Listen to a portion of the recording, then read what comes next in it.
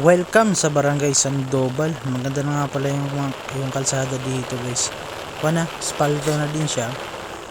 Tapos pinalapad na din. Kaya kung magagawi kayo dito sa sa parte ng Rojas, pagaling yun ng Puerto, pagpunta niyo ng Rojas, tapos papunta kayo ng norte. Maganda na yung kalsada dito. Malapad na. Although pinaka aim nila dito gawing 4 lanes. Pero sa ngayon 3 lanes lang yung nagagawa pa. Tapos hindi pa siya tuloy-tuloy na kompleto. Pero all in all naman maganda na yung kalsada dito. Asfalto na din siya. Ayan mapapansin niyo yung mga construction. Ayan yung mga construction company. Tuloy-tuloy yung paggagawa ng kalsada dito. Kaya kung may plano kayong pumunta ng Palawan, hindi na kayo mababahala sa kalsada. Hindi tulad noon na tawag nito, rough road. So pahirapan lalo na minsan pag tag-ulan, kaputik, di ba? Pero ngayon maganda na. Malapad yung kalsada. Nga pala dito na tayo sa Barangay Sandoval. Ayan. Kaway-kaway, shoutout po sa mga taga Barangay Sandoval. No? Tapos ngayon pag magbibiyahe ka papuntang bayan, hindi ka na rin mahihirapan sa mga tricycle. Kasi marami na rin talaga yung mga nagbibiyaheng tricycle dito.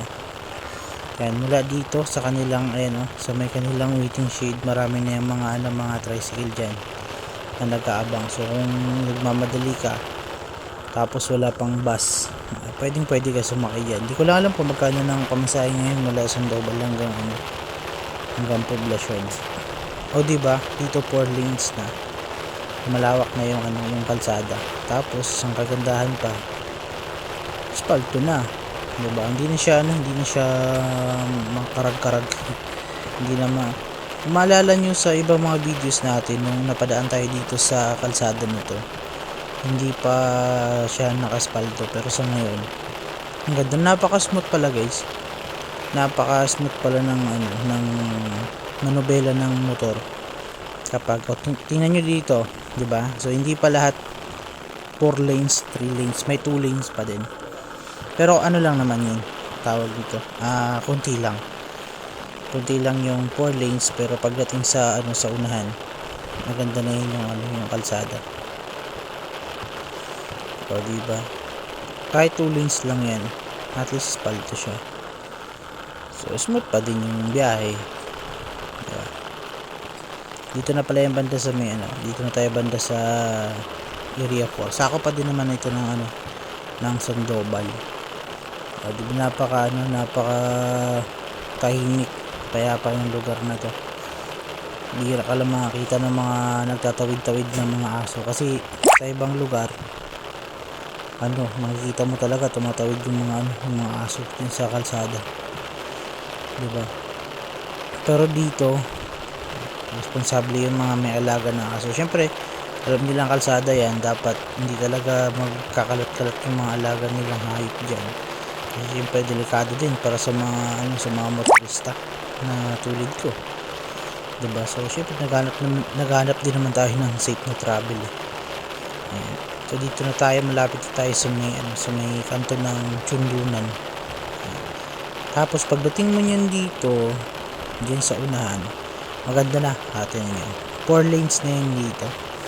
Ayan, tapos may mga street light pa. Isa pa sa kagandahan dito, pagdating ng may mga street light sa gilid. Magbiyahe ka man ng gabi, di ba? Hindi ka na matatakot, safe ka na. Kasi sa liwanag pa lang kagad ng mga street light na yan.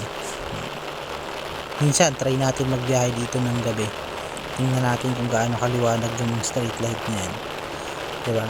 Napakaliwanag niyan, sabi. Pero hindi ko pa pero mayroong akong lugar na napuntahan na yung mga street light pag gabi maliwanag talaga.